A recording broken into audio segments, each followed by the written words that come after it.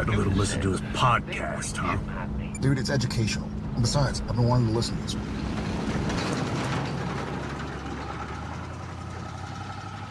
Welcome to Idling in the Impala, a podcast by and for lovers of supernatural and the fanfiction it inspires. I'm Carly. I'm Sandra, and get ready for some fanfic magic with our special guest. Known as Winchester Witch, Kim has been posting Dean/Reader and Dean/OFC fics on AO3 since 2019. Self-proclaimed Dean girl, Kim is also the creator and mod of Jacklesverse Bingo, which is the first ever bingo I'm currently participating in. I've adored her fiction and been a follower for a couple of years. And when I found out she ran a bingo too, well, you know, I had questions. She was gracious enough to take time out of her busy schedule to chat with us today. So big thanks and welcome to the podcast, Kim. Hello. Thank you for having me today. Thank you. You are most welcome. We were talking about the questions that I had sent you in advance, and we should just get it, if it's not already obvious. Carly, do you want to ask the question, or should I just ask that question to start? No, you ask it. It's fine. Okay. Are you a Sam or Dean girl? Let's just get this firmly out of the way. That a minute. No. Dean. From the very start. Okay. Don't mind me, I'm just going to be putting an X in the wrong column. We have a table for this now. We have a table where we're keeping track of our guests. So yes. Pros and cons, right? Yeah. By the way, you officially, Kim, you make the 10th guest that is Team Dean. Really? That we've had on. Yeah. Woohoo. Okay. So Kim, I saw from the questions when exactly you got into Supernatural, but then how quick was Dean just like the focus point for you on the show? The episode that actually solidified it was Dead in the Water. Oh wow. So wow, real early. Was that the third one? That's the third one. Yeah. Okay. I didn't actually start watching this show live until I caught an episode about mid-season 2, somewhere in there. And as soon as I saw it, and honestly, I don't remember which one it was. It was fairly early on in season 2. And I went out and bought the box set for season 1 and binged it so I could get caught up, before I watched too many more. So did you watch it on, was Netflix even, I'm trying to think. Netflix wasn't it wasn't back then, right? Yeah, not yet. No, it was live from season 2, so I had to wait every week to watch the new episode. Wow. No. Okay. Yeah. Now, was that like a rotation with a lot of other like shows maybe on the CW or other shows you tended to watch a lot, or was like Supernatural just like kind of like your... No, at the time, Supernatural and Doctor Who. That was it. I don't actually watch a lot of TV, so I'm more of a movie girl. Okay. Yeah, fair. So do you have like all of Jensen's movie catalogs as well? Like, do you have all the DVDs of all the movies he's done? Can we most of them. I coach you over to Jared with Friday the 13th and the shirt that doesn't fit? No. I have 10-inch hero. And I do have My Bloody Valentine. Valentine. Sorry. Yeah. But Kim, the shirt that doesn't fit, it has its own, like, it should have its own credit. It's amazing. He wears the same shirt for the whole movie and it doesn't fit ever. He rides a motorbike. He's got cool hair. The shirt doesn't fit. He fights I cannot with you people. All right, no. Fair enough. It's a good try. If you're going to pick a Dean episode to fall in love with Dean, though, Dead in the Water is definitely the one, yeah. Yeah. I'm just she didn't wait all the way till season 6. Yes, we know, Carly. I'm never going to stop. I know you're not. I love that about you. I think so Dead in the Water was it because you started to get a little more about Dean or just was it like his interaction with the little boy, or was it just the lake scene? Was it just Dean? I'm shallow. Was it the lake scene? How about all of the above? Yeah. No, it really was kind of all of the above. It was, getting to know him a little bit better, that character. Yeah, his interaction with Lucas. Oh my gosh, yeah. that little speech about his mom and being brave and, all of that. And it was just like, oh my God. Baby. Yeah. Yeah. Yeah. Come here. Let me give you a hug. And he was a literal baby. We were 3 episodes in. Yeah. Right. I know. Yeah. I think we had or at least I know I did, for me to kind of give myself some reasoning as to why I didn't go, oh my God, Dean, until when I got into season 6, was because when I started watching it was a lot later. So I was already a lot older anyway. So I was like, they're cute, and, but then it was like, oh, wow. He's really growing up into, he was already pretty beautiful, all of that. But then to see that morph into what it is, even today, it's just pretty amazing. Right. Yeah. So insane. That's kind of why. I am going to ask a dumb question just for clarity, because I think we've firmly established we're also Team Jensen, not Team Jared as well. Yeah. Yeah. Ellie, I can't wait until we find somebody to interview that actually fits that. That will be an amazing discussion. I will be interested in a Team Dean, Team Jared person. Yeah, that would be interesting. If we get that, does it count? Does it count that I'm Team Sam, but I'm also Team Jensen? I would pan Jared in the face every single day. We would have a real good week, and then he would do something real fucking stupid, and I think you're on the opposite coin of all those things. So yeah, I think that's so you're the unicorn in that instance. We just have to find it in the other. Just gonna have to find it on the other way. Yeah. No, okay, right. I'm just gonna put the moose away and stop asking questions about Sam and Jared now. I'm on a road to nowhere. I know what I'm being. I do realize that Dean would not be Dean without Sam, vice versa. So, I mean. Yeah. And you said you have a lot of friends who are Sam girls as well. So I'm sure you get a lot of that, introspection into the character that I know I don't, necessarily, I have not seen or experienced until sometimes I talk to Carly about, particular episodes. I think I've grown more into loving and appreciating Sam because of Carly. And I think that's really special too about, I'm sure you'll agree too with the fandom and the friendships that you make when you can talk to different people about what they find so great about the show and the fiction and all of that stuff that goes along with it. Oh my gosh, yes. I've met so many people through this, through this fandom and writing and that sort of thing. And it's wonderful. Yeah. Yeah. So what is it too, about the show that kind of overall, I guess, kind of kept you coming back, aside from the hotness that, of course, could sustain a person for decades. But right? What else, what else was it about the show too? Overall thoughts that kind of okay, I'm going to stick with this for a while.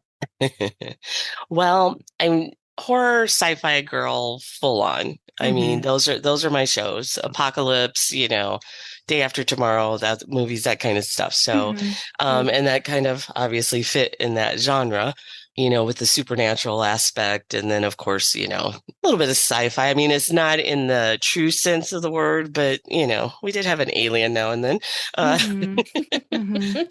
But, yeah, so at first it was more just of a, just kind of like an entertainment type thing. It was interesting. It was something that I liked. Yes, there was a hot guy that I liked. But then as it went on and the characters developed and I just really, I'm very Dean coded, as they say. I could just really relate to him. And then as his character grew and the different things that happened, I just kind of connected with that more. Oh, you pulled that back so well then, Kim. If you could have, we don't record a video, but if you could have seen my face, it was like the meme of someone with a really long neck, because you went, a hot guy. And I was like, wait, we can't even say Jared's hot now. This is the line in the sand that we've drawn. We cannot even admit that he's hot. And I was like, no, I did not say that. You said a hot guy. I had fully pulled away from the screen because I'm the rock eyebrow. Just I'm kind of I have tunnel vision. Okay, we'll just say that. Yeah.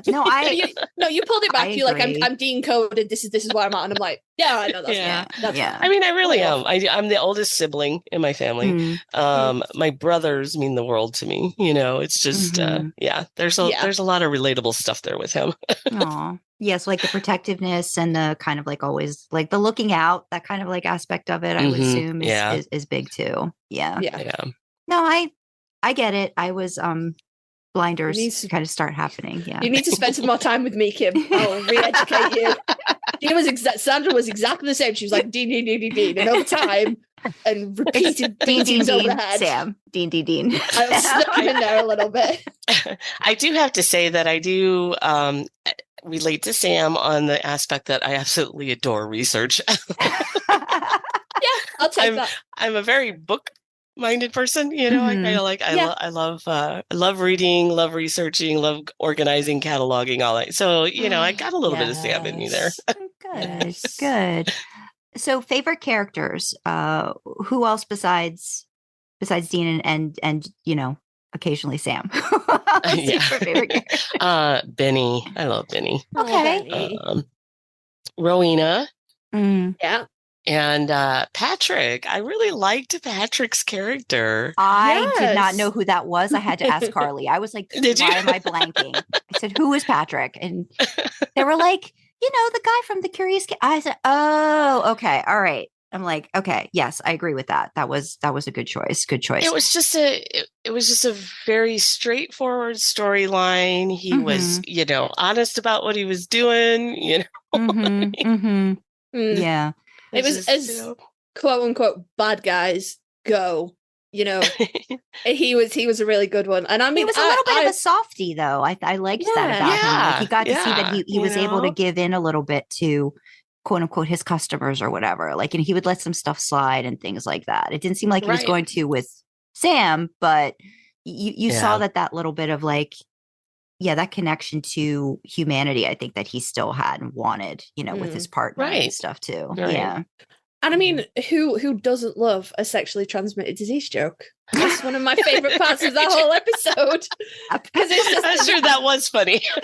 The faking expression on Sam's face, and then just like, like the itching later on as the episode went on. I'm like, I understood that reference. I mean, just even the thought of it, right? Mm-hmm. Yeah, that was really good. I did like that too.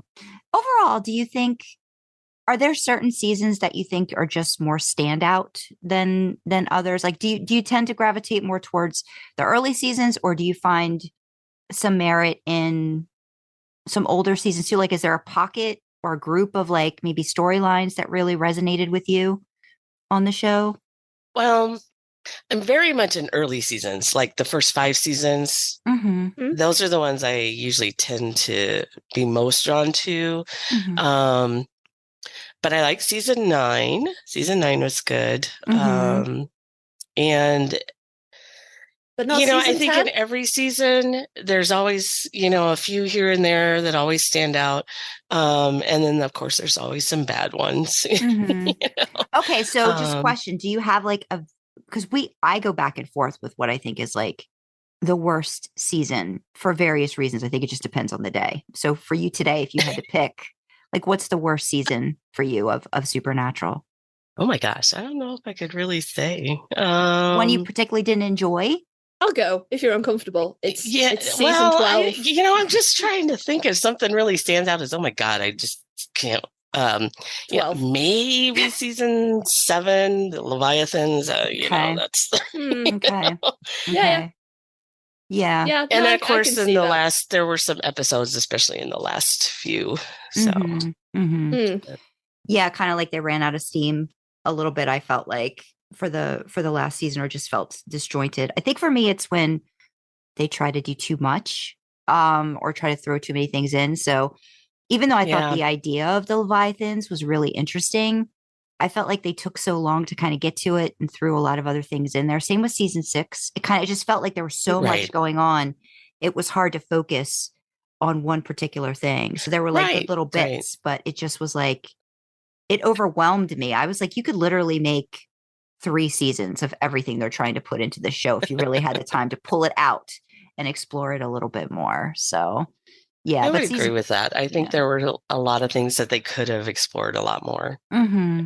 And Carly, season 12, is that Mary And Yep. Men of Letters. For me, it's Men of Letters. Not even. Yeah. No. It's not even the Men of Letters. Although that was a dumb storyline. Mm-hmm. It's just Mary. It's just, and Oh I my will say gosh. again, I love Sam Smith. I think she's a wonderful actress, a wonderful person. But Mary fucking Winchester has only ever been a stick to beat Dean over the head with, and I am not here for it. Like, Right? I'm fully not. Oh my gosh. I think. Oh yeah, I'll rib you to death at the start of the episode about not being Team Sam, but I am firmly behind Dean with Mary. 100. Like, she has never been a mother to him. She has only ever been a stick to beat him with. When he was a kid, John will hung her over his head, and then he grows up, and she's still like the gin and all the different shit that comes along with anytime he's in like some kind of fantasy world, like his mum's there, and then she comes back and then she fucking leaves. I know. Oh my God, that episode where she tells him she's leaving. Oh. Yeah. So no. Everything comes crashing down for him, and it's just Yeah. horrible. And then Sam's just like, I don't know what I'm supposed to do. with Yeah, I this now. know. Why are you leaving me with this man that's gonna be so Right? pissed off? I mean, I know Dean's face in that episode. Oh my God, that just Yeah. like, Yeah. No, she's Season 12. yeah. Season 12. Season 12. Fucking hate it. Oh, Hate it. from your question and answer, any pairings or ships you adore on the show? well, I don't really ship Okay. in like the true sense of the word. Mhm.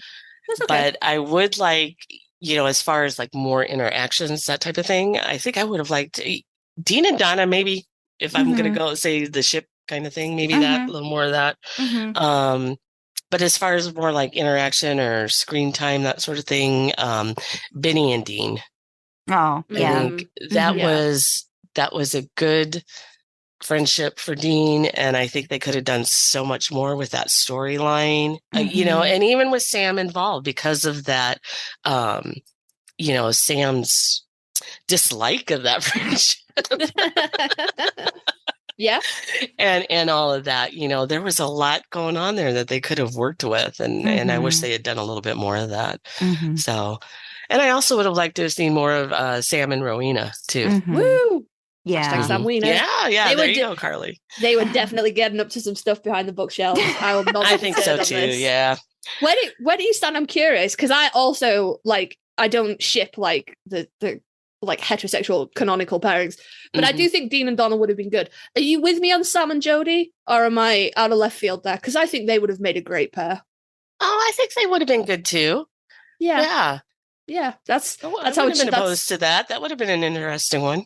Yeah, that's how it should have ended. Well, I think it might be something too about Sam just like learning, like being the student. I think that's kind of interesting too, like especially with very tiny women. Sam Right? needs a strong, tiny woman by his side. Dean needs someone like who shares his kind of like. I see a lot of comparison between Dean and Donna, and not just the food thing, but they're both like larger than life and all that kind of stuff. Sam needs a very small, quite angry, forceful woman in his life, and I think Rowena and Jodie fit that down to the ground. They do actually do, and you're right. I have to, now that you say it in that way. We're not casting any aspersions on Jared's real life interest. This is exclusively Sam. The fact that he married a short, forceful woman is utterly irrelevant to this conversation. This is true. I agree. Exclusively about Sam. No, I fully headcanon. There was some stuff going on behind those bookshelves in that bunker. Sam, I accept the headcanon. Yes. So speaking of headcanon, that leads into fan fiction. So what experience did you have, if any, writing fan fiction before Supernatural? None. Okay. When did you start exactly? Like what year? Because I know you've posted stuff around 2019, maybe earlier on Tumblr, but is that when you started too? Or did you start earlier? Actually it was. It was like 2018 or so when I actually started writing because I do have it's just for me. Yeah. Self-indulgent. There we go. That's the term. It's the very first fic I wrote, and I will probably never post that one. Okay. But then after that, I started lurking on Tumblr. Okay. And then I tentatively reached out to a few people here and there after reading some stories. And I found somebody that I kind of connected with. And I asked them they actually asked me to beta a story for them, which I did. And so then I went ahead and asked them to beta one of mine. And that was the first one I posted. So.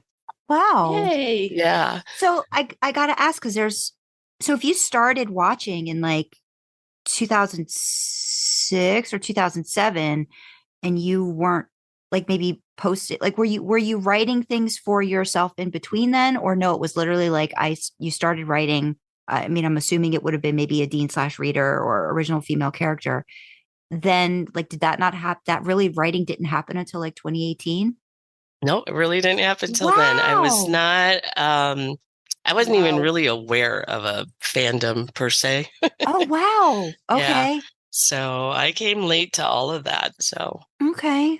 So then with the fandom, so was Supernatural really more just something that you kind of just enjoyed on your own without a lot of discussion or talk about it with anybody else? Or did you still have people in the fandom that you talked about the show with during that time before fan fiction kind of started? No, it was really pretty much me and my kiddo, actually. Okay. Yeah. And Harley, they are a Sam person. So. Oh. Yay! Oh, but that's great. That's also just amazing because I know when I first got into it, it only took me like maybe a few months to start to be like, okay, fan fiction. There's got to be stuff about this. There has to be some stuff out there somewhere. Oh, goodness.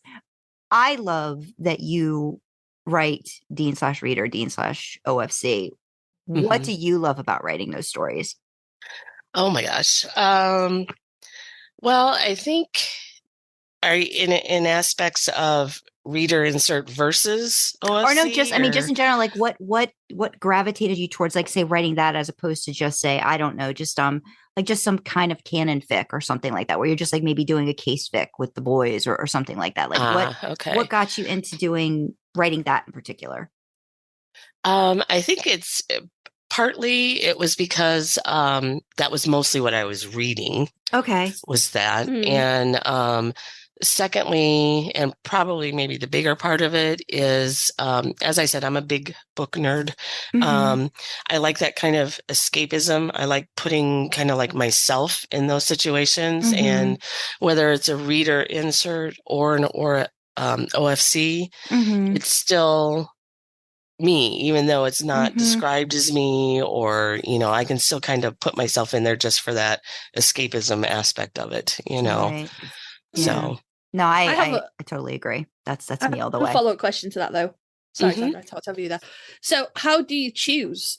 Like, if you have like a plot idea, how do you choose if it's going to be like an OFC or a reader insert, or is it just depending on how you feel, what kind of like POV or like tense you want to write in? Is there a process, or are you just like, this is a this, and this is a that? And it actually really depends on the story. Now, if I'm going to go, typically, if it's going to be a really long story, or it's going to be a series, I'm more likely to do an OFC because it's, having that Y/N throughout a 20 chapter story, it gets a little old, at least in my opinion. I agree that's not for everybody, or there's going to be some type of description at some point. Yeah. And so, or if the character, or if I have a specific idea about the character, like they're going to be a photographer, or they're going to be, they're going to have a certain type of job or something where there's going to obviously be descriptions, then they're more likely going to be an OFC than a reader insert. So cool. Yeah. No, that makes sense. That's why all my reader inserts are short. So I can carefully write around the like YN kind of stuff and just not deal with that because I'm not a fan. I kind of think reader inserts just do better that way. Like, in my opinion anyway, like shorter, I think like the YN kind of makes total sense. So if it's like a one shot or something like that, like I totally see that kind of embracing that aspect of it. I just read a comment, I think it was on Tumblr, where someone I think just stated something maybe it was you know what? it was a comment from one of your writings. And I think it was run to you because I was doing a little more, I was doing a research refresher over the past couple of days of your stuff. And I think somebody had even made the point of saying, like, I usually only read Dean/reader because I want it to be all about me, but you pulled them into a story with an original female character that they were just like, I'm in for this. This is, this is great, great writing. So it's very interesting how camp people can be, even in their fiction, like very much, this is kind of all. Do you ever, and forgive me because I think I went through all your stuff. Have you ever done a Jensen/reader, or do you stay away from that? Is it pretty much just Dean in different, like even like AU kinds of situations? I have a couple of whips that are Jensen. Okay. I read RPF. I enjoy RPF. Writing it, I'm just not as confident in myself regarding it because it is a real person. Yeah, there's a little bit of that to it, isn't there? Yeah, it's just kind of like you're going outside of a character and like. Yeah, I mean, as much as I, honestly, I do objectify him. I'm not going to lie about that. He is a person though too. Yeah, so, I mean. And so those whips are actually AUs because I can't even. Yeah. Yeah, I think get you that. Have to. Yeah. I mean, I think I did one that was AU, and I was like explicitly stating like, this is not in our universe. This is none of this stuff applies that, for Jensen that applies here. Like, just wipe that clean. No offense to anybody. This is just a thing I did. I mean, I've read some amazing RPFs. I mean, I think, people that can write that, absolutely wonderful. I adore them. But me personally writing, I'm a little leery of it. I get that. Definitely. Definitely agree. I've got to say, like, I think, so background for anybody listening, what ended up happening, how I found out, you were Winchester Witch, was I had started, I'm participating in the Jacklesverse Bingo, and things that kind of like get me interested in fan fiction. I always kind of think, oh, maybe this person might be interested in, coming onto the podcast and talking about the process, all this different kinds of things. So I think I sent you a message and I was like, would you be interested in coming onto this podcast? Da, da, da, da. And you're like, I'll think about it. And I was like, I'm like, by the way, like, you write because your name in Discord is just Jacklesverse. I think it's just Jacklesverse or something like that. And I was just like, do you write? And you're like, oh yeah, I write a little. And then I think you're like, you told me your name, and I was like, oh, I like literally like I gasped, like I pushed my, like, oh my gosh, I'm like, I love Run to You. Run to You is one of my most favorite OFCs that I've read. Thank you. And I think it's because the female character in it is just so very alive and layered and has a lot going on herself prior to Dean, coming into the picture and all of that. And you really built up her background and like her reasoning for like, why she kind of is a little bit of a recluse and, but still has like her own little community that she focuses on within the bigger community, and how Dean just kind of like doesn't stroll in and he falls out on her porch, but kind of just comes in and just like turns everything upside down and makes her rethink about, all the things she was doing before and how she can then help someone else. I was just very, and I realized I missed a part. So I read that this morning, like the very last part that you posted. Carly, it's so sweet. Like, the character, like baby gets involved in it, and it's like kismet. And I'm just like, it's just so sweet. It's just so sweet. And Sam's a lawyer, right? Sam's a lawyer in it. Yeah. Okay. So there, you got that. So what happened was I was supposed to read that yesterday or this morning. And you see, what happened was I slept in. So hey. I'm sorry. It's like, it's on my list. I need to apologize. Yeah. It's on my list. I swear it's on my list. But she's so not like a Mary Sue by, she's not perfect. she's got flaws, but those flaws ends up being things that, you know, Dean loves. But then again, Dean's very much just like you starry-eyed with her too. And I love that. I love when you get a starry-eyed Dean that just can't get enough of the female character too. So like, how did you get, like, this is what because I'm a writer too, but I know what research is involved. Did you pull from anything? Like, and I'm not saying like, you know, what happens like within the person's life, but like the research part of it, like knowing all these different things to put in there and talking about like, you know, cases and all this backstory. Was it really more like pulling stuff from movies, or do you have like, was it just flat out research and saying, okay, this character is going to be this. What do I need to know about it? How much research was involved before you really started writing and getting into it, I guess is my question. That's the laugh of someone who has spent too long on Google. If you ask my betas, I annoy the shit out of them with my research. Okay. I do a lot of research. There are things, you know, that like you see in movies and you think, oh, that's kind of a cool idea, and you know, and that type of thing, or a show or something like that. But I have OCD as far as trying to make it as believable as possible. So I have researched various time spans for cases, you know, jails, where they're located, just, you know, a lot of stuff. Do you go to Google Map and you're like trying to figure out, okay, how far away is this from this? And this would be a good place. Okay. All right. Okay. I have a database. I have a research database. Wow. Okay.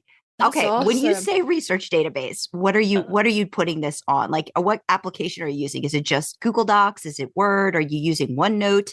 Tell me your ways. What would you say database? What does that mean? Currently, it is in Docs and Sheets. However, it is being moved. I had a conversation, and I'm trying to remember. Oh my gosh, I think it was in Discord. It was with a group of people, but about OneNote. And it's like I've used OneNote in my job a lot, you know, and it's like, why did I never think about that before? Oh yeah. And so I am in the process of moving it to OneNote. To get it a little better organized. So yeah, I'm thinking about doing that for some fiction, because I did it with one of my original fictions, and it was actually helpful, but it just felt so big. It is. But it's true. Like you've got to have character notes, character pages, like information about a particular setting, scenes, you know, things you can go back to, because half the time you don't want to keep doing a find in your document. Like, what did I write? When did I write this? What did I say about this? Because there's no way one brain is going to remember this stuff. And it's just, I think when you get into really long fic, it's inevitable. You've got to like it, but then like, when you said like your betas are just like, oh my gosh, like research, like does it take you a lot of research before you write, or do you kind of like maybe write a couple scenes and then fill in the gaps, or how does that work? Again, it kind of depends on the story. If I know that early on that I'm going to need that kind of detail, then I'm researching a lot way before. Run to You, there was some research regarding you know, the legal aspect of it, being a lawyer and, you know, licensing and all that kind of stuff. But a lot of it has been ongoing too. Okay. So, yeah. But, and I will let you know the next 2.5 chapters are pretty much written. Okay. Are you, is that close? Is that close to final, or do you still have a few more to go? No, I still have a few. So I have the ending. Right. Yeah. It's just, it's like I'm mentioned on the blog a couple of times. It's at a very twisty point, and so yeah.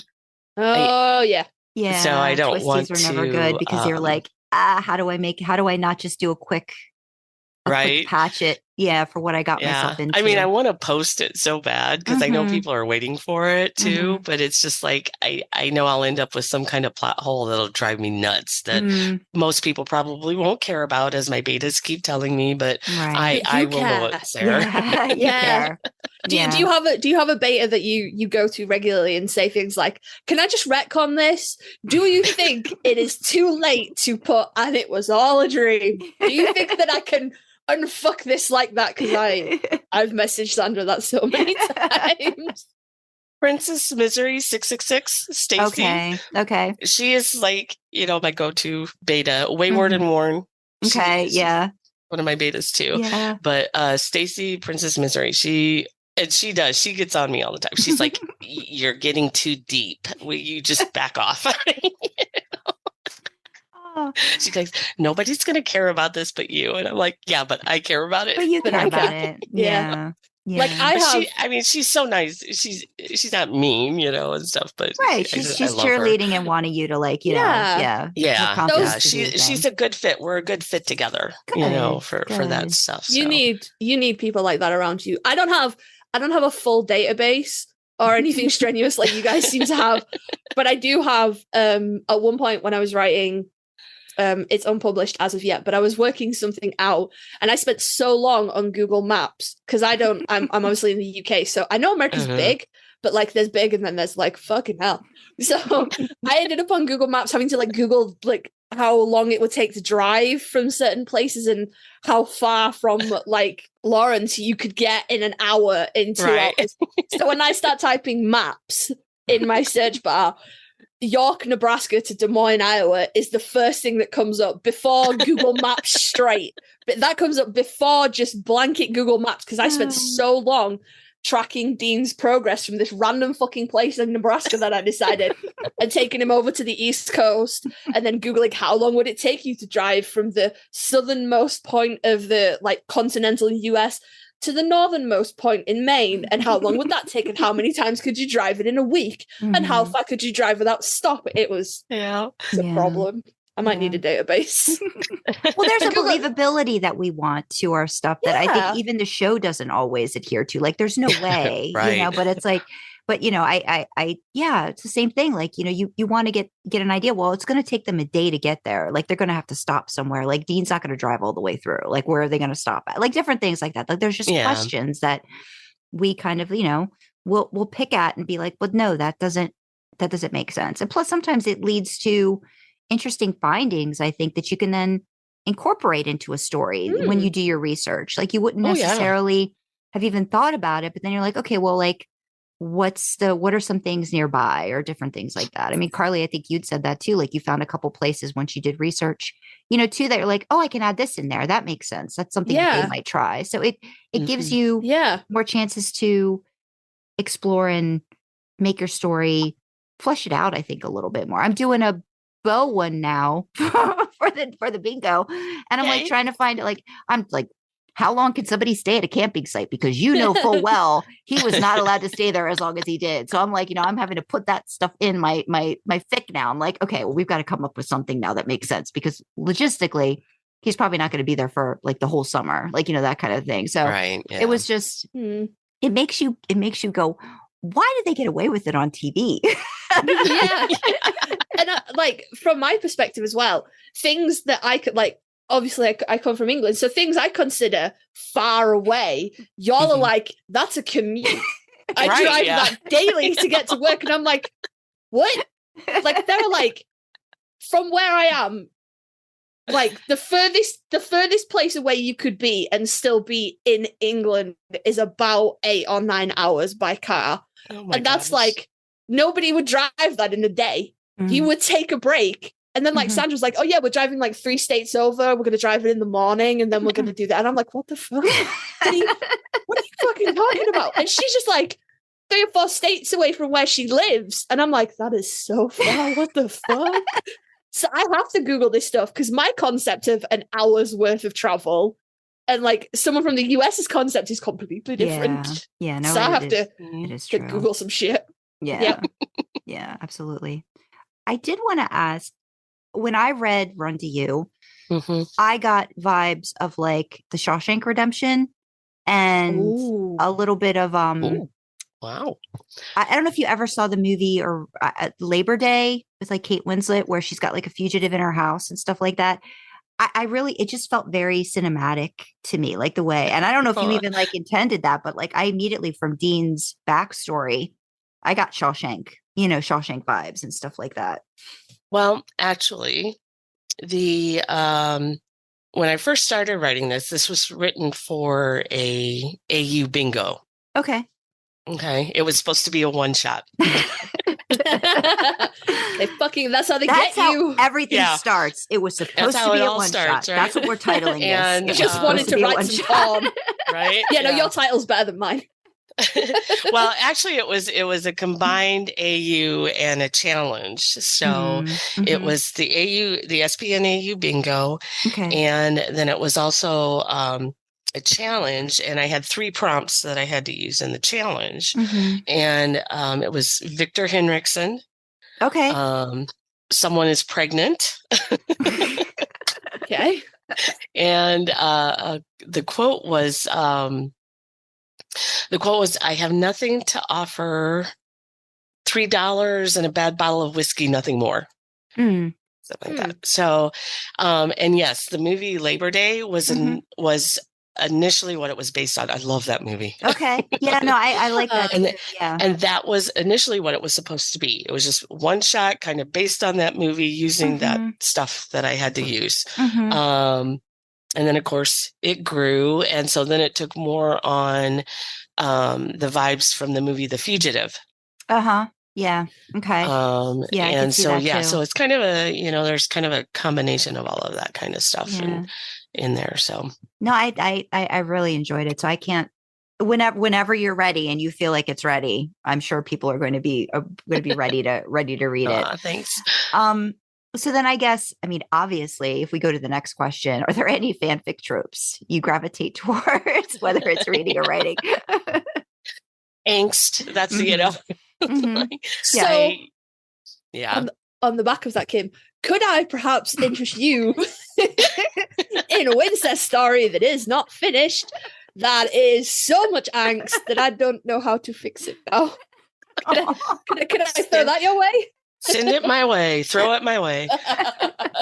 Throw it my way. Hey, and you know what? I'm happy to bounce ideas anytime too. Oh, thank you. Good. There's so much angst. We just love angst for some reason. I mean, well, unfortunately for him, Dean is just kind of made for it. Right? Yeah. Right. Yeah. I mean, I'm not saying Sam's not, but man, Dean, that poor man, he just, Yeah, well, what happened was it was supposed to be a one shot, and it's Dean's fault, by the way. It was supposed to be a one shot of Demon Dean and Demon Blood Addicted Sam.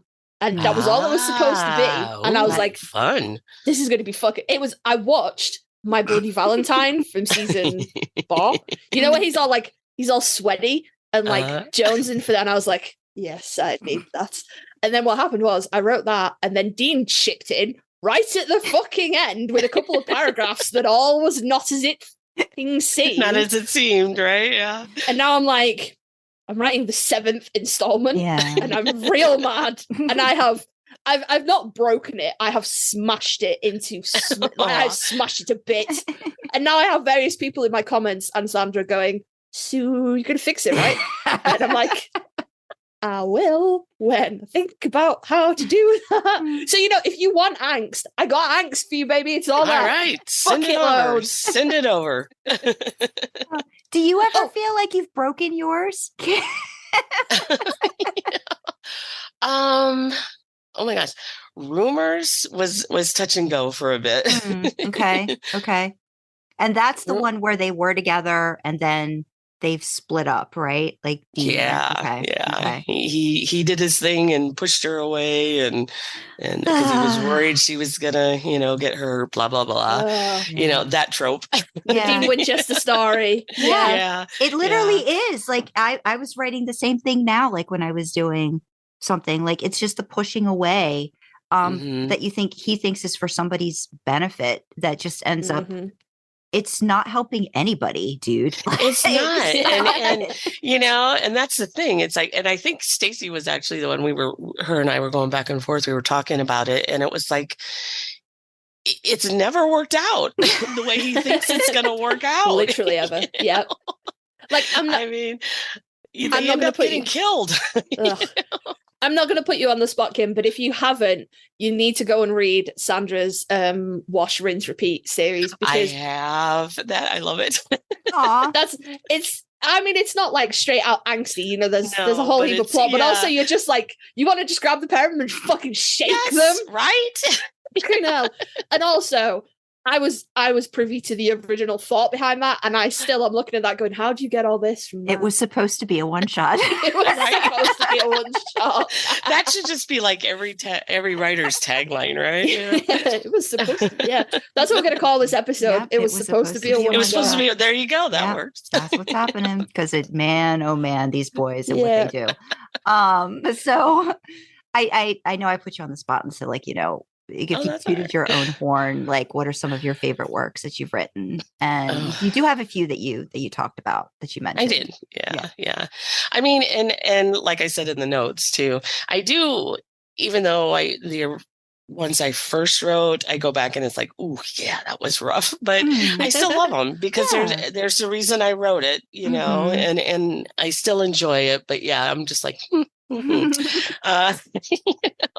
but everybody grows, right? You grow as you write, as you learn, you find a different style, that sort of thing. So Right. You never look at your previous works ever again and pretend that they're not yours. no, actually I don't. Maybe if I get a little farther down the line, I might, but No, but you're right. It's a building block. Like, you're building foundations, you're learning, you're growing, you're trying, and you're figuring out what your own voice is. Yeah. Mm-hmm. Yeah. I like Together We Are a Storm. Mm-hmm. I just reread that this morning, and I realized I didn't kudo it. And I was like, what the heck? I was like, I know I've read this before. That one, I kind of fell into, it was kind of a little bit of an epiphany for me as far as my writing style, because I always I always had this hope of writing this really sensual, sexy, kind of love scene type thing. And I could just never get it to the point that I wanted. It sounded too cheesy and romance novel tropey type stuff. And with that one, I'm like, that's it. I am the kind of giggly, funny, it's not always perfect type smut, Yeah. I love to read that, though. I really do. Because I just think, like, that's more real life, in my opinion, anyway. Yeah, societally, you get a lot of pressure on that, this one perfect moment. And, like, life is not like that. That's just not how it goes. I mean, I love reading them. Again, there's some amazing writers out there that can write the hell out of those types of scenes. And you're just like, oh, yeah. I want that in my life, Yeah. But me writing it, no, you're not going to get that. Oh, well, I think you did a great job with that scene. So yeah, it was. Thank you. I mean, I do. I like it. Yeah. Yeah. Yeah. Very, very and Rumors, because of the angst. I like the way that ended up. Again, yes, that I'm not going to say it was going to be a one shot, but it was only going to be a two-parter. Okay. And then it turned into 4. So. And A Hunter's Heart, I don't remember that one. What's that one about? That one was actually my first, well, it's technically a ficlic, if you want to get technically, but it was my first travel. And it was my first cardiophilia fic. Oh, okay. Oh, yeah. I think I did read that. Okay. Yeah. Okay. Now, okay. Gotcha. Hunter's Heart. Okay. Very nice. Very nice. Yeah. And then your favorite SPN fanfic authors that you have. Yeah, like I said in the notes, that's like picking a favorite child. I mean, I'm like, oh my god, I do. I currently honestly, screaming. I have a huge list of authors that I like rotate. But Princess Misery 666, Stacy, I love her stuff. She was one of the first authors I actually kind of reached out to talk with, that type of thing. Wayward and Worn, Impala Dreamer, Thinking Hard, Hardly Thinking, Syra's fics. Oh my God, she writes these epically long fics that are just amazing. Right. No, I know all Much these names. Amused, yeah. Much Amused About Nothing and Wayward Baby. Those are probably my top.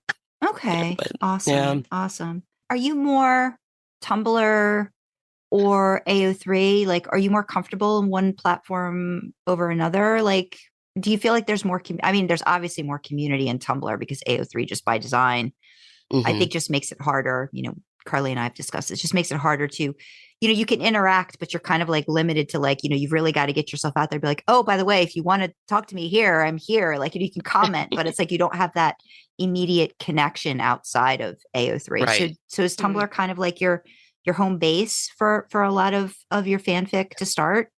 Yeah, Tumblr's my home base. So the reason I continue with AO3 is because I like AO3's mission. I like what they're doing. Yeah. You know, I like the archiving aspect of it and that sort of thing. And I think they're a very important part of the fan fiction community, you know? Yeah. But yeah, as far as like interaction and connection and that sort of thing, Tumblr is definitely. Tumblr's it. Yeah. Yep. Cool. I get that. I've been on there. I've been on there for a while, but I think community, it's like, I'm just starting to get into it. It's like, why does it take me so long to finally like get out of my shell and like start to reach out to people? But it's like, it's a slow process. So yes, that's just me. But that kind of leads into the bingos. Well, no. Wait. Oh, you were going to throw out your question? Wait, no, it is time. Okay. It is time for the question because we are moving away from talking about Kim and your process and your fix to things that you do. So while we are still talking about you, Kim, what is your favorite dinosaur?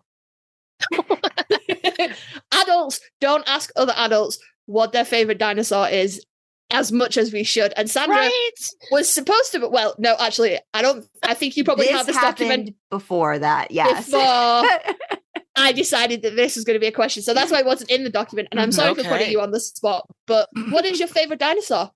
Pterodactyl. Okay. Sweet. There we go. All right. Awesome. Are we going to start making a table, Carly? Yeah, maybe. Let's see the correlation between Sam and Dean and the dinosaurs. Oh, yeah. Absolutely. That's great. I'm going to go back through the audio now. You're only the second person that we've asked, but I'm asking everybody from now on. That's sweet. You may now proceed, Sandra. All about bingos. How did you first hear about fanfic bingos? Like, when was your first introduction to it?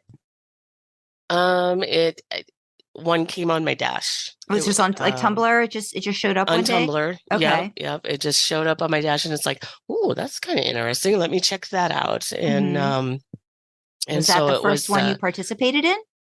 It actually was. It was the SPN Dean Bingo. Okay. To the surprise of nobody. No one. Yes, I know. Can you imagine? Right? Shocking. And then not long after that, then, because, you you got your little, once you kind of hit on those kind of things, you start seeing more of them. So then the AU bingo popped up. And so I think in that same year, I signed up for both of them. I think I only ended up doing one square for each of them, but okay. Now, is that because I'm learning a little bit more about the way they work? Are they cross-posted onto AO3 as well? Or can you basically find them like if you look up the tag like 2020 SPN Dean Bingo, like will you get like a master post, or you'll be able to find the original account for that like lists everything? Or do they also like put their stuff on AO3? Because I know now you could do collections, and which again, I didn't know until I started doing some of these other challenges. So is that something you could still find all of this stuff like on Tumblr, all these back years and things? You should be able to. Okay. I know the SPN Dean Bingo, they actually have a blog. Okay. Like I did with the Jacklesverse. So a lot of their stuff is still on there. I think it kind of depends on the bingo and who's running it. So if they've like as far as deactivated whether their it's on account AO3 or stuff like that. or not. Yeah. Okay. Yeah. So Kim, we've got our water. You've got your water. Provide us some history on Jacklesverse Bingo. How did it start? Why did you decide you were going to do this thing? All the things about this, because this seems like an endeavor. Yeah. It is. am the voice of someone who has Googled I too much probably stuff. make it more of an endeavor than it really needs to be, but Oh, it was once I was just so intrigued by it, being a part of one for the first time. I was just like, this seems like so much stuff is going on behind the scenes. And nobody realizes how much work is going on behind the scenes for this. So yes, please. Like, why did you start it?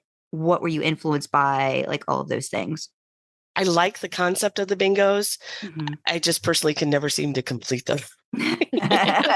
I sign up for all this stuff and then I'm like, I'm lucky if I get one done. Mm-hmm. Or, like one square turns into a series and then, I'm just kind of lost. And it's most of the bingo hosts are fine with that, it's not a pressure to fill all the squares, but I put that pressure on myself, and so it's a little disappointing. So I'm like, okay, maybe I'll be better at running a bingo than actually participating. Oh, it kind of sounds like you want everybody to share in your disappointment with. Yeah. No. I am very much a behind the scenes person to begin with. Okay. Right. That's that's kind of in my real life job. That's pretty much what I do too. And so I'm all about I'm kind of the mom friend. I'm the pusher. I like to inspire people. I kind of like to help motivate, that type of thing. So it seemed kind of like a better fit to run a bingo. Right.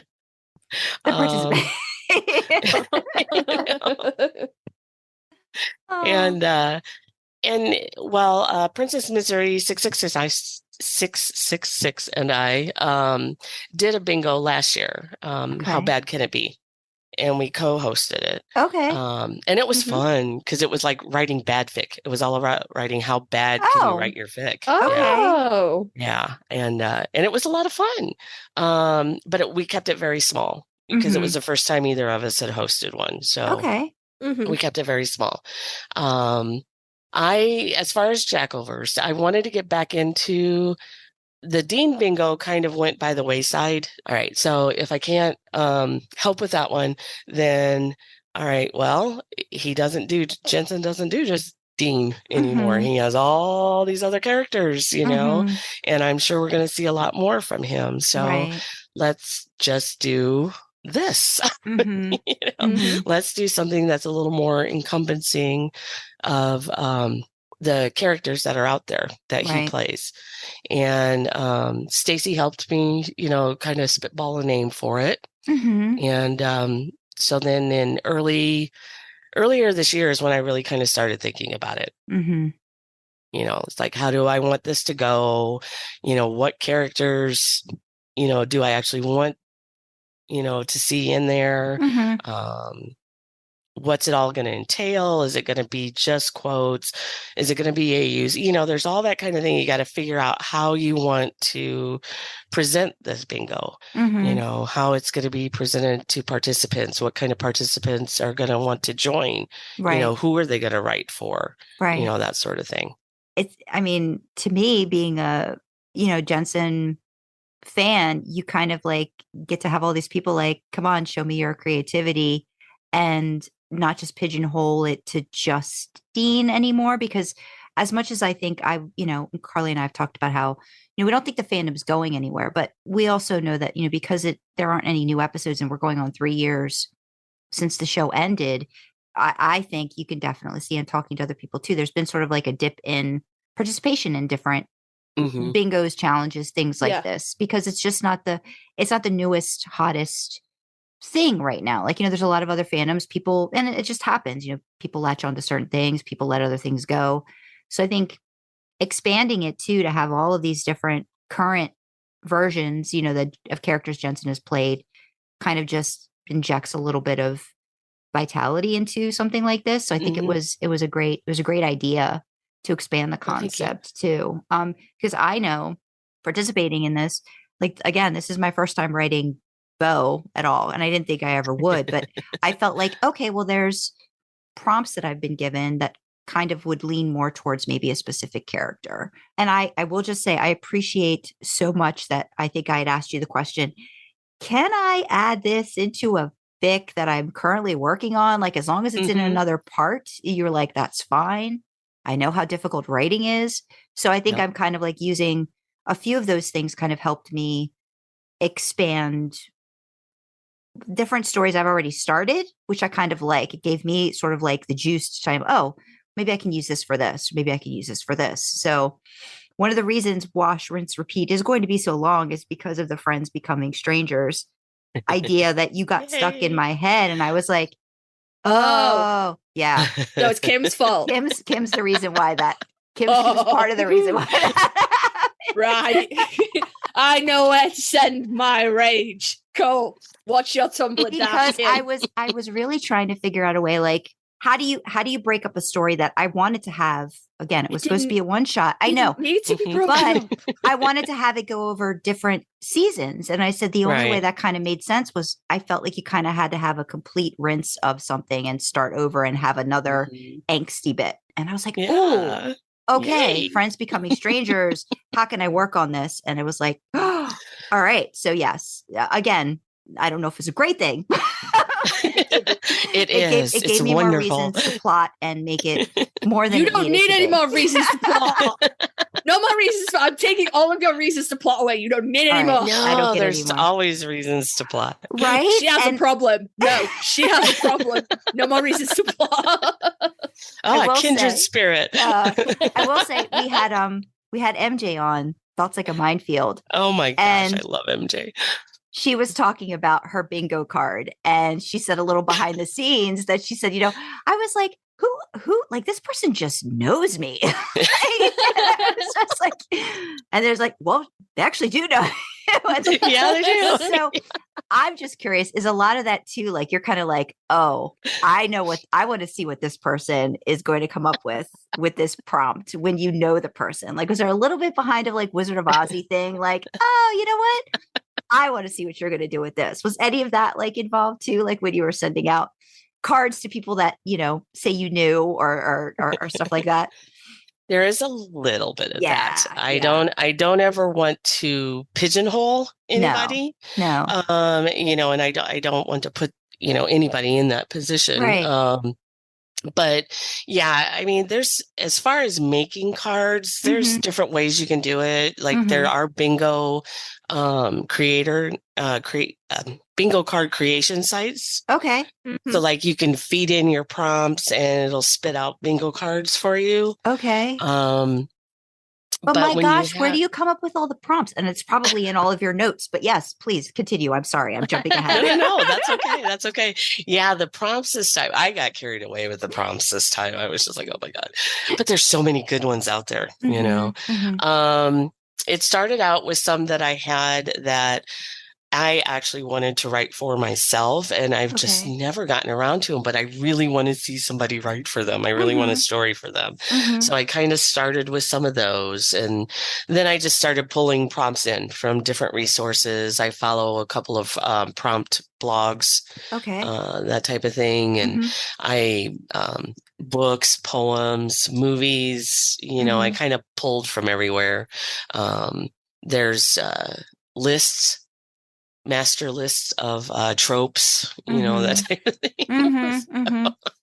So yeah, so that all kind of, that's what started the prompt list. That was one of the first things I started on when I was putting this together. And then as far as the cards, it was like, okay, I did the card generator with Stacy, and I did the card generator with the other bingo, but they limit the prompts. And so you have to keep re-entering them. And with as many prompts as I had, there was going to be a lot of overlap, and there was going to be a lot of the same. And I'm just like, I'm not messing with that. I'm going to make these by hand. I'm just going to do this by hand. Oh, wow. Yeah. Wow. And so yes. So when somebody signs up, they have the option, as you know, you have the option to say, yeah, I like, I'd like to see maybe some of these kind of things on my card. I would prefer not to have any of this on my card. And so that was an important thing for me too. Because again, like I said, I don't want to pigeonhole anybody, and I certainly don't want to make anybody feel uncomfortable or pressured to write something that they really don't want to write. So that's kind of the first step. And then if I do know them, then yes, there may be a couple of things here and there, a couple of prompts here and there that were like, yeah, you'll do this one justice. I know you can write that one. Right. I also, if I don't know them well, I will also go visit their blog. Okay. Once they kind of see what they've written before, what they kind of like, kind of their style. So as far as the cards themselves, the cards that people got were a combination of what they had said they would like and not like, or what they would like, what I thought they might, like, and just kind of some random stuff, maybe something that might push them a little bit out of their comfort zone, might challenge them a little. But then, of course, they also have the option to change any squares, that they want to. So, yeah, that's so much thought and personalization. That's so amazing. How many people are involved in the bingo? Actually, well, I'm actually surprised there's as many as they are. I wasn't expecting it to be this big the first year, but there's 29. Wow. 29 sign up. Yep. I mean, I know that's probably small compared to a lot of the others, but I'm very excited about it. The fact that you're personalizing it too is just amazing too. So yeah, good job. Great job with that. I think that's amazing. So the Discord, we've just like started to figure out Discord. So I mean, you even have like a Discord. You created, you created the account, for Tumblr. I'm looking at your notes, when you talk about prompts, getting permission if needed, was there something in particular you had to get permission for? Sometimes is it just because it's something that's, I don't know, like lyrics or something like that? Or how, like when you say permission, or is it just asking the person you got it from, is it okay if I use these prompts in my bingo? Is it just pretty much that simple? Yeah, it's pretty much that simple. There's a couple of blogs that I follow that do just prompts, and some of them are that they've written themselves, and they have, like on their FAQ, they're like, please, note that you got this from me, that type of thing. And so I just went on and asked them, I'm like, look, I'm running this bingo. You have a lot of prompts that I would like to use, but I have this resource page. Is it okay if I just put you, credit you on the resource page? And they were all like, yeah, go for it. So, okay, good. Yeah. That's great. That's great. So I'm imagining you're doing a lot of reading. Yes. Is that taking over? And that's a bonus of the bingo. I get all these wonderful stories funneled right to me. Yes. Yeah. And then what do you use the tags on AO3? They're just right there in your inbox. I love it. So then what do you do? Like, so what part of that, like when they start to come in, like, what are you doing with them? Like, where are they going? So they we have a submissions channel in the Discord, and so they get submitted there. And then I will, once I read them, to make sure that they follow the guidelines and all that kind of stuff, then I reblog them to the Jacklesverse Bingo blog, with a comment and so forth. So the comments are so encouraging. Thank you. I love reading those. I really do think, like, as far as community and stuff, like I said, and Carly will attest, I'm kind of like a hermit hoarder kind of situation. So I'm getting out of that. I'm getting better with that. But still, it's nice to share my love of, I guess, Jensen's different characters too with so many people and like know that people are seeing it too. Because sometimes it doesn't. I don't know if you feel this way, but like I'm going to get on my Dean/reader, Dean/OFC thing. I just don't think, and maybe it might be different on Tumblr. And again, I'm just not like, I haven't been in the community in the right, like, sort of like Venn diagram of community interaction for it to kind of work out. But I just don't see the same amount of love for Dean/reader, Dean/OFC, I guess, on AO3 in comparison to a lot of other ships or pairings or different things like that. Do you feel that? And is that kind of why Tumblr, and maybe that's a different beast in and of itself, and you get a different feel there for like the stuff that you write, or is it just me? Well, I have to say that I don't actually. I read more on Tumblr than I actually do on AO3. Okay.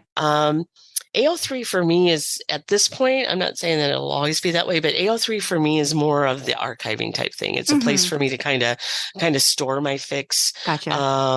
I do go on there every once in a while and kind of search for things, but from those searches, from things like posts I read on Tumblr and that type of thing, I would agree with what you said, though. Okay. I do think there's more of a ship-centric fan base on AO3. I guess I don't know if that's the correct term, but no, I mean, I think in terms of like the popularity, right, of like different ships, I think kind of overtake maybe the reader or the OFC aspect of it, and that could probably just be like, I don't know if it's a thing in particular with just Supernatural or other fandoms have that sort of same thing. Like it just seems like it's like more of a little pocket, which is fine because I think I mean I've found some great. I mean, my journey kind of did start, like it started on Tumblr, but I found Tumblr hard to kind of like navigate and kind of like get in there. You know what I mean? So then once I started to see, but these people are also posting on AO3, and that's kind of where I kind of like, shifted into and just started trying to find more of my stuff. But now I kind of feel like I'm going back out, into the wild again to try to see what I can get myself into. It is the wild. It is the wild. Sure. It definitely is. But I also feel like Tumblr, it feels more accepting in terms of a social platform. That it doesn't seem as mean as a lot of other platforms do. Or like maybe the algorithm just feels like it works a little differently. Like it's not necessarily out there to just throw you all the stuff that's going to make you mad. Like it actually, you can have it, send you the stuff that you like, you can, and be a little bit, I don't want to say picky, but it just seems to, it's just nicer. It's kind of scary because now I've been hearing they're talking about, they're not going to have as many people running it or something like that. They're like scaling back and people are like, oh, it's fine. Tumblr goes through this every few years. It'll be fine. It's going to stick around. Just hang on for the ride. It'll be fine kind of thing. It's interesting. Yeah. That was the thing I kind of wanted to ask you too, being that you are, a Dean reader, Dean OFC. Cause I know I felt that I've complained to Carly quite often. Like this is kind of why, I started the podcast too. Cause I was like, I think people need to hear more Dean reader, Dean/OFC. I don't think there's enough of that. So yeah. Yes. Well, I agree. Yeah. The thing about Tumblr too, like you were saying, is, I've really tailored my dashboard, and you can do that with Tumblr. Yeah. So pretty much I get Dean. That's, know. No, like it seemed like right Jensen's away. Characters, it just knew me like right away. It was like, this is all we're going to give you. And like, I was just, yes, please. All of the GIFs, GIFs, whatever, like pictures, just throw them all at me. And it was just constant. Stuff. Like if I ever wanted to just feel good, it's almost like it's a different type of endorphin. When you go into Tumblr, it just kind of gives you all the happy that you want. Right. Where other places just want to make you angry. And like, it's like, no, Tumblr doesn't do that. It kind of like, again, whatever they're doing, I feel like they're working, but you are right. Like you can add more tags and things like, which I don't remember that being a thing years back. So I feel like that's a new thing. Like particular tags, like in your feed, or you could search for, like do a drop down. That feels newer to me. But again, I've just kind of like gotten back into it. It's not really new. So. Okay. But it's they've just had easier a lot to of do. issues with it. Yeah. Okay. They've had a lot of issues with it in the past. Yeah. Gotcha. Yeah. See, I don't do Tumblr that often. And mostly it's because I can't be bothered to learn yet another social media. But also, like, whenever I am on Tumblr, I could just be merrily scrolling around, just like Sam, Dean, Sam, Jared.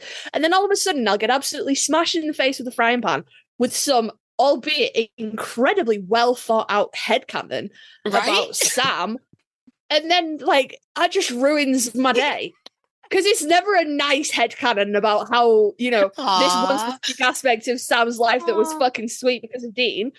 The last time I went on, it was, and I will say, exceptionally well thought out reasons Sam has an eating disorder. And I was like, fucking, that was cast iron to the face. That wasn't even like a shitty frying pan. Oh, no. That was fully cast iron to the face. And I was like, oh, fuck, I can't read this. I'm going to be depressed for me and depressed for Sam. This is not. So I'm like, I'm scared to come over and learn because no, those happen with that in my face. Too. Yeah, those happen with Dean too. But I think it's like I guess it's just like it gets in there, but it's like it's not as rampant. I guess is like the thing too. Like it feels like every once in a while they're like, oh, just in case you forgot. I think it kind of depends on who you're following and what you're kind of looking at most. Because I get a lot of those headcanons on my dash. I have not curated my Tumblr properly because I fucking get. This is why Sam has an eating disorder. This is why Sam self-harms. This is why Sam this. And I'm like, you need to kind of look at add some other things in there. We're gonna work on your tags and stuff, Carly. Somebody come help me with Tumblr. I'm old. Work on blocking some key terms or something. Yeah.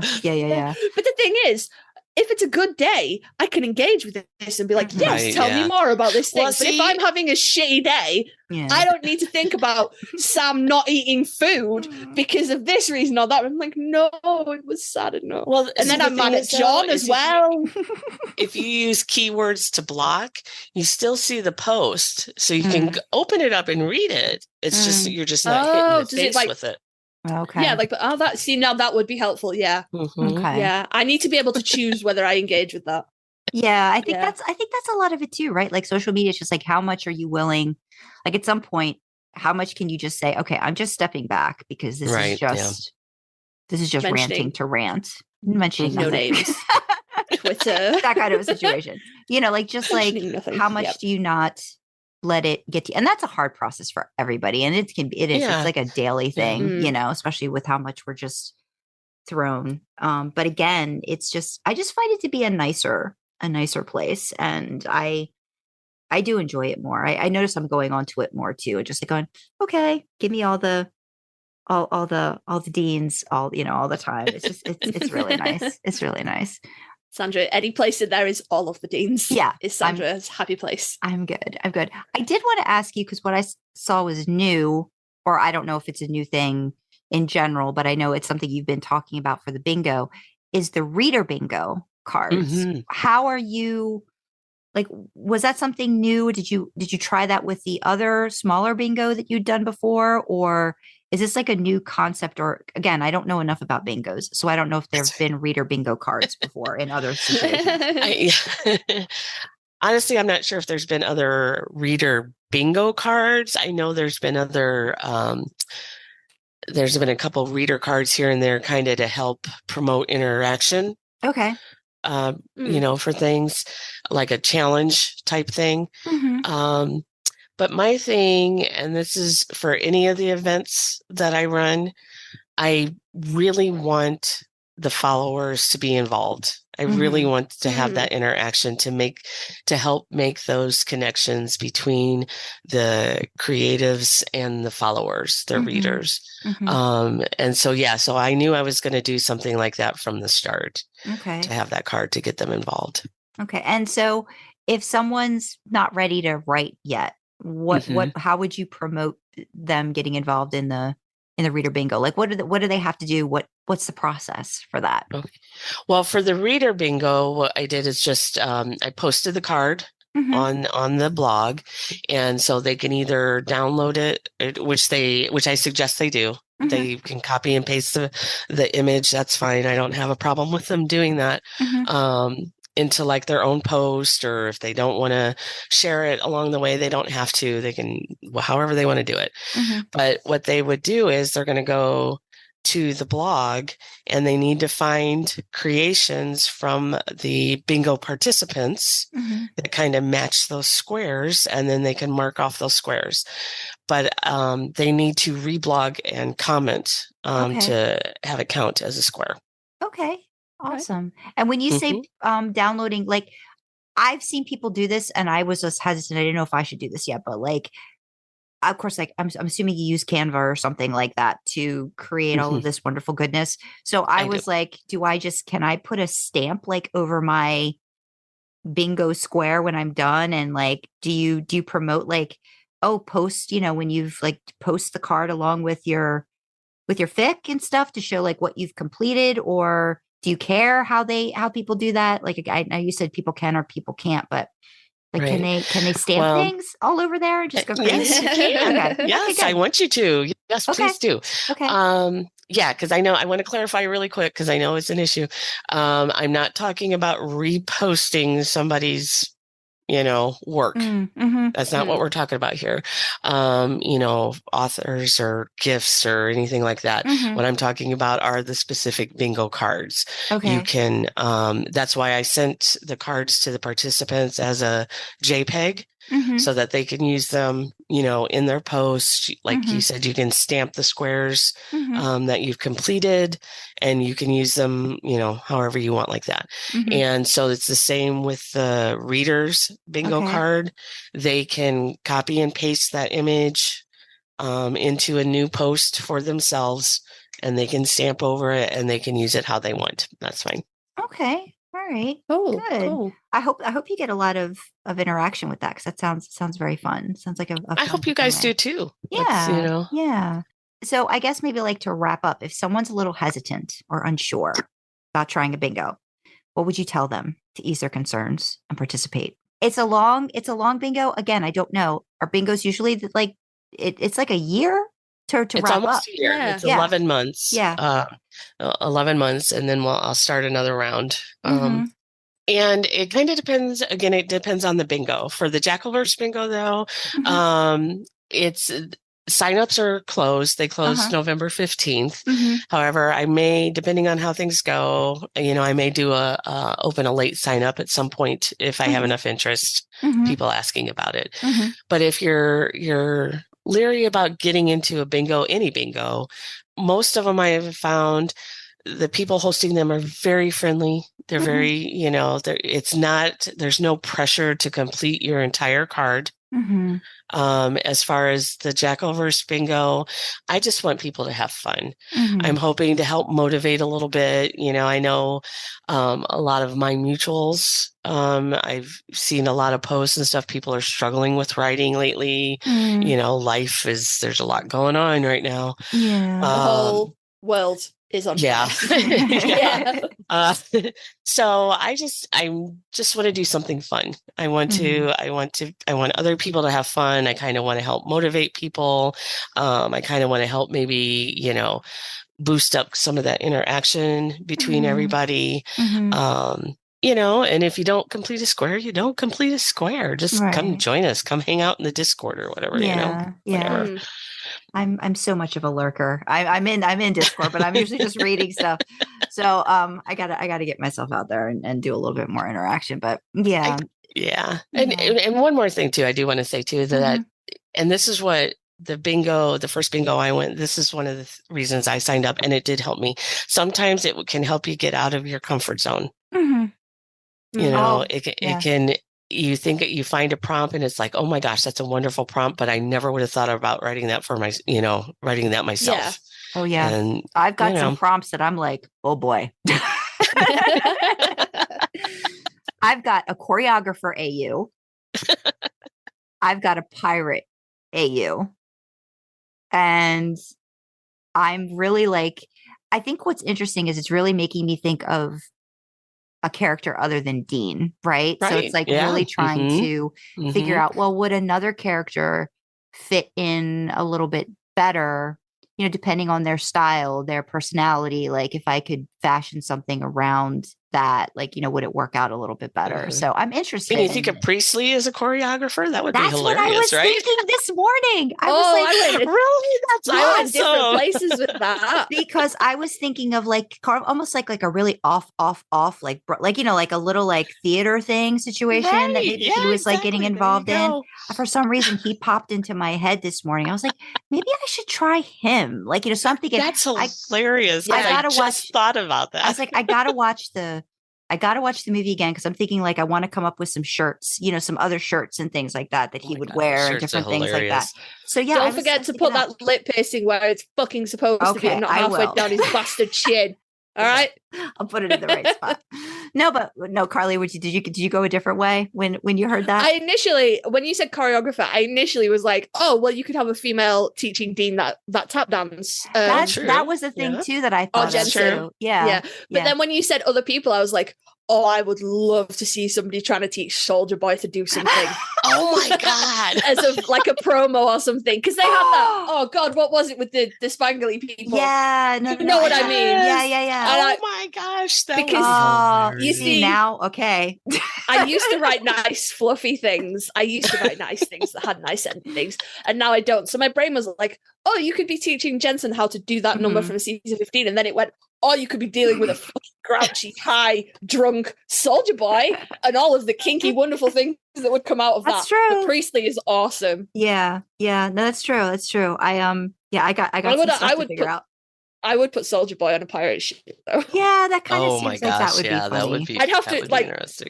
I'd have to depower him. He'd have to be like an AU Soldier Boy, where he's exactly as much of an asshole as he is, but none of the nonsense. Yeah, and then just be like, none of the soup, none of the soup in the stuff, sea. right? Yeah, none of the soup stuff. Yeah, it's interesting. No, but like I said, I think it's definitely that's cool. It's definitely given a lot of, me to just, okay, not just Dean, like, get, try to get out of that a little bit. So I do appreciate the creativity that I think it's inspired. And again, it's like, it's enabled me to, go back to a couple of my, my other stories and add to it and flesh it out a little bit more. And, so I appreciate that. So you're doing good work, Kim. You're doing good work for the fandom. So 100%. We do appreciate that. And yes, I am just so amazed at all of the, I mean, I know you said it's, if it's kind of your job and it's your wheelhouse, but it's a lot of work. So you have to love it so much to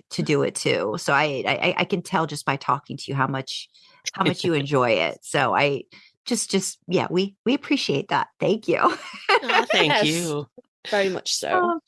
I think before we let you go, because we've kept you for about an hour and a half, but would you have, and I'm kind of throwing you on the spot, it's okay if you don't have anything, but any other like words of wisdom or stuff for like just writers in general? I know a lot of it kind of relates to the bingo, but like anything you could, think of that, like maybe has helped you as a writer of fanfic that you could add to the conversation before we say goodbye?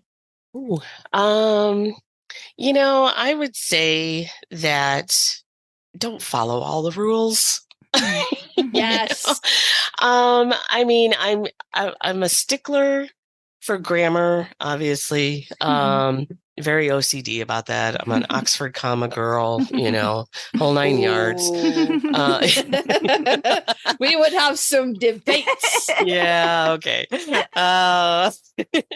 So, that type of, I mean, this, no matter what you write, it needs to be readable, Yeah, of course. Yeah. But yeah, I mean, just really, I am. It's really just have fun. If you don't like writing it, how do you expect anybody to like reading it? Yeah. I mean, I understand, I mean, don't get me wrong. I get giddy when I get feedback, of any kind, on my writing, but I honestly do not write for the numbers. I refuse to, because I like what I write and I have fun writing it. And I just hope that others, can find that joy in their writing as well. Yeah. So, yeah. I want to say thank you. I so appreciate it. My fangirling did die down a little bit, so that was good.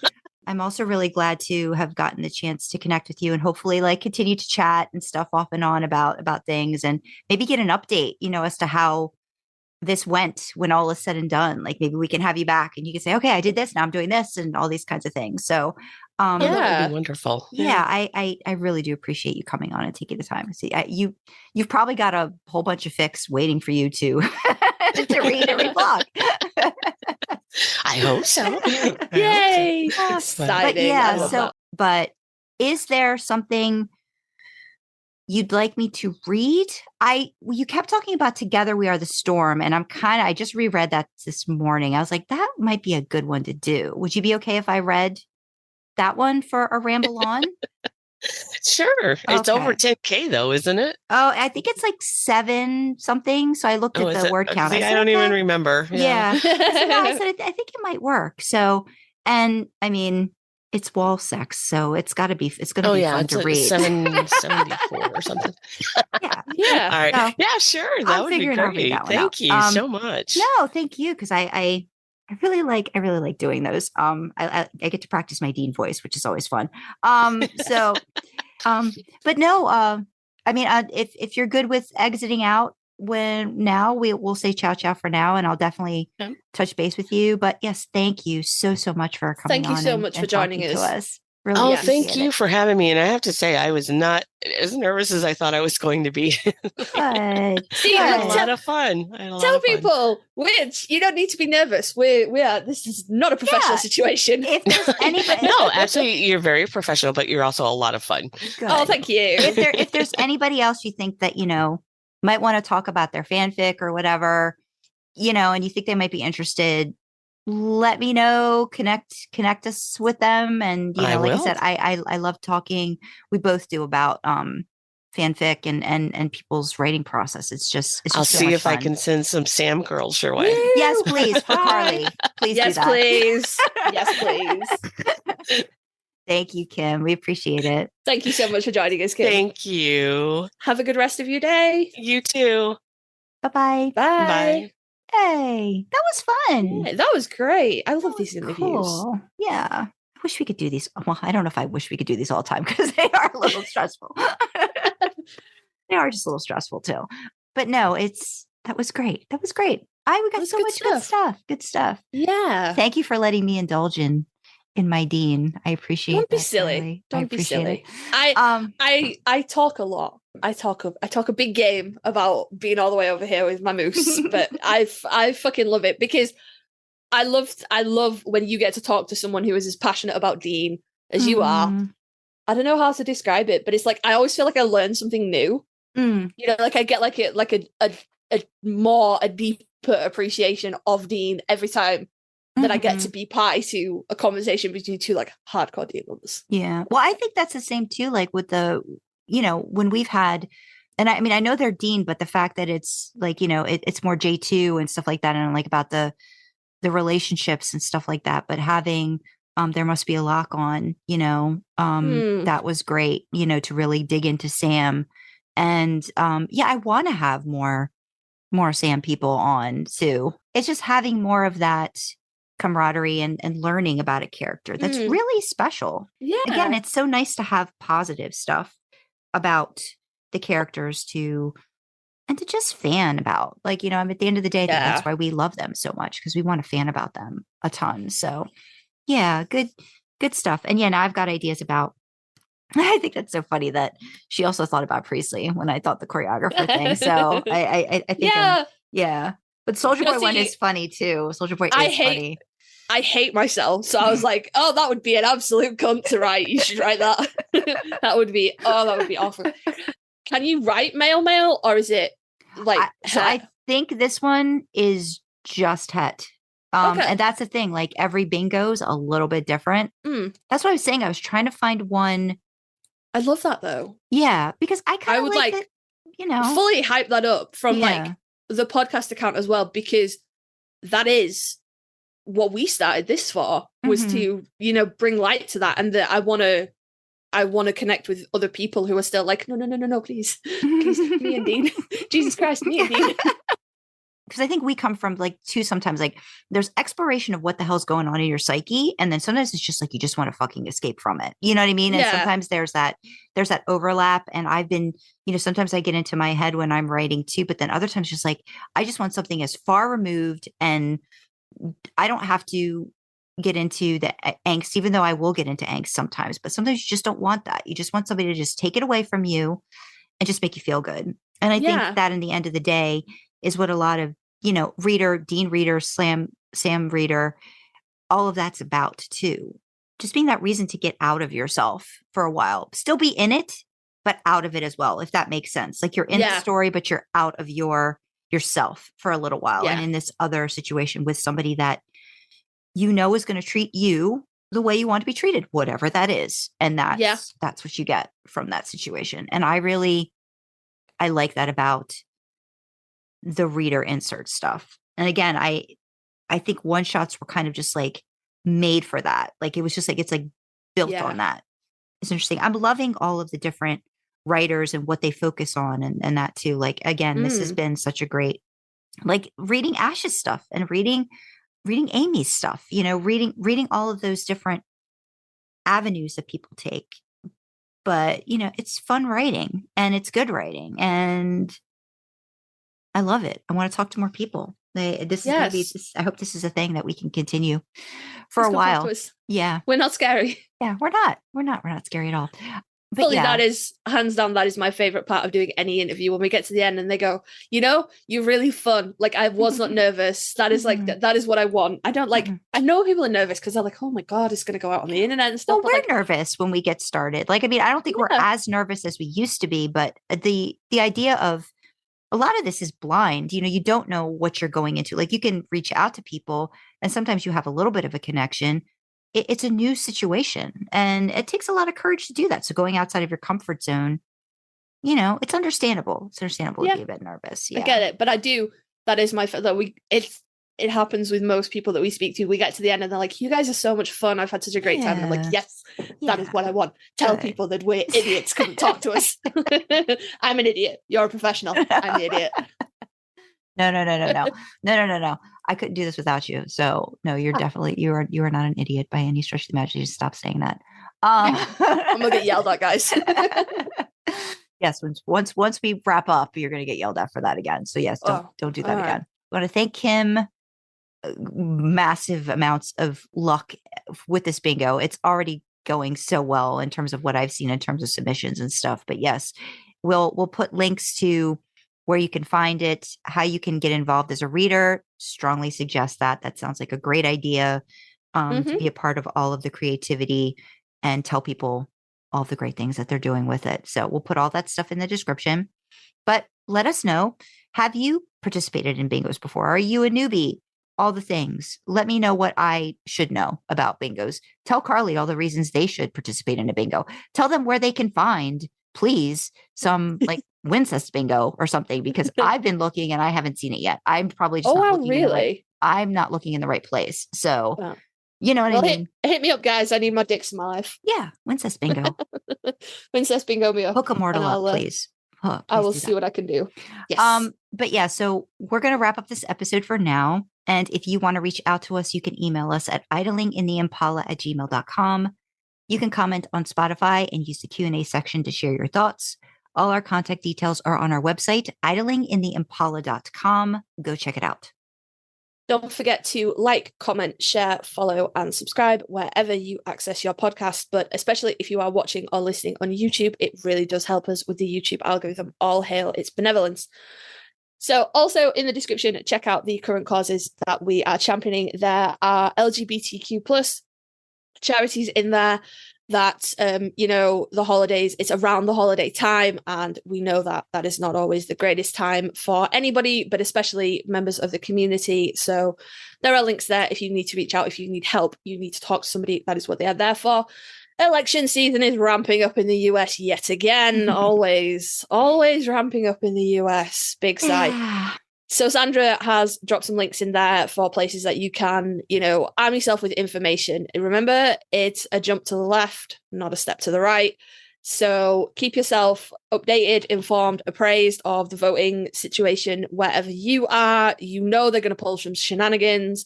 So make sure you have the most up-to-date information. And top of the causes championing highlighting list at the moment, I am very much hoping by the time this episode goes out that this will not be needed.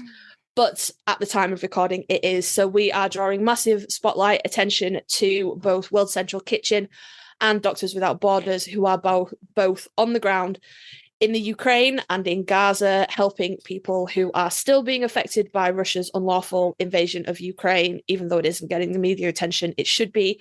And of course, the conflicts between Israel and Hamas. And we are not here to make this political. We're not asking you to pick a side or anything like that. All we are saying is there are innocent people on the ground in Gaza. They didn't ask for this. They don't want this.